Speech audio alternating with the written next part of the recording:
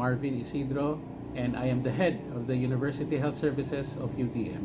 Hello, I'm Nurse Raquel Garcia from... I'm Jay Magpayo. One of the biggest changes is how streamlined the process has become. Before, I would have to rely on handwritten notes or ask nurses to retrieve files manually, which sometimes led to delays. Now, I can access a patient's complete medical history with just a few clicks, saving valuable time during consultations. The most noticeable change is how much faster we can access and update patient records. Previously, we had to sift through piles of paper which could take several minutes, especially during busy hours. Now, it takes just seconds to retrieve any record. For example, when a student comes in for follow-up care, I can immediately pull out their history and see what treatment they received previously. This has made our workflow significantly more efficient and allows us to see more patients in less time. Additionally, the reduction in errors due to the automated data entry process has improved the overall accuracy of our records. The clinic care system has made record keeping so much easier. Before, I used to spend a lot of time manually organizing and cross-checking patient files, which was tedious. Now, with the automated system, everything is centralized and we no longer worry about missing and misplaced records. It has freed up more time for actual patient care, which is most rewarding part of my job. During consultations for common issues like dizziness, I can immediately review the patient's past visits to understand if the problem is recurring. This has helped me make quicker and more informed decisions, ensuring the students get the care they need without delay. One example is during urgent consultation, such as when a student comes in feeling dizzy due to heat or hunger, which is a common issue among some of our students who may face economic challenges. With a manual system, it took time to locate the records and assess the history, which could delay immediately care.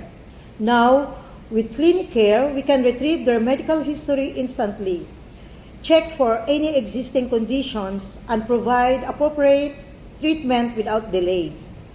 This has allowed us to respond quickly and accurately, especially in situations that require immediate attention. There was a time when a student fainted due to hunger and dehydration. With the old system, we would have scrambled to locate their medical history to check for any pre-existing conditions, which would have delayed care. With clinic care, I quickly accessed their records and confirmed they had no prior complications, allowing us to focus on stabilizing them immediately. It really helps in critical moments like this. It has significantly improved our ability to provide quality care. By having all the necessary information at my fingertips, I can focus more on diagnosing and treating rather than administrative tasks. It has also made it easier to monitor trends and patterns in student health, which helps us plan better interventions. It has made it much easier to provide timely and effective care. For instance, we can now prioritize urgent cases without losing track of routine appointments. The system alerts us about high-priority cases so we can respond immediately. This has improved our ability to meet the diverse healthcare needs of students and even employees in the school community. It has improved our ability to provide more personalized care. We can easily track a student health history and tailor our advice and treatments to their specific needs.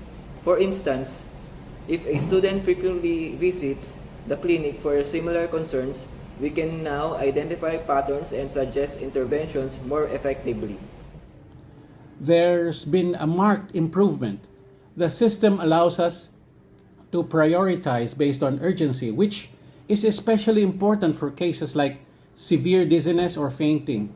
The only challenge is ensuring that the data entered by staff is accurate, but regular audits have helped mitigate this. There's been a significant improvement. Before clinic care, prioritizing special cases meant relying on manual notes or memory, which often led to delays. Now, the system automatically flags special cases, ensuring that we address them promptly. The only challenge we encountered initially was adjusting to the new system, but with training, this was resolved quickly. The system has made prioritizing special cases much more systematic. For example, we can identify a high prioritized case, like a student experiencing severe dizziness. The system flags it so we can address it right away. The main challenge at the start was adapting to the new technology, but we can receive excellent training to overcome this. The comprehensive patient profile feature is extremely helpful as it gives a clear overview of each student's medical history. One area for improvement could be the addition of analytics features to help identify health trends across the student population more effectively. The automated prioritization of special cases and notifications about pending tasks are also game changers. I find the search and retrieval feature most helpful. It's intuitive and saves so much time. If there's a room for improvement, it would be to integrate a notification system to remind students of their follow-up visits automatically. The previous system relied heavily on manual processes, which were time-consuming and prone to errors. Clinic care is a vast improvement, offering precision, accessibility, and efficiency that were impossible with the traditional approach. Compared to the manual system, clinic care is a vast improvement. The manual system was time-consuming and prone to errors, especially when handling large volumes of records or during emergencies. Clinic care has not only made our processes more efficient, but also enhanced the quality of care we can provide to the school community. It's a big leap forward from the manual system, which was time-consuming and error-prone. Now, everything is organized and accessible, making our work so much more efficient and patient-centered.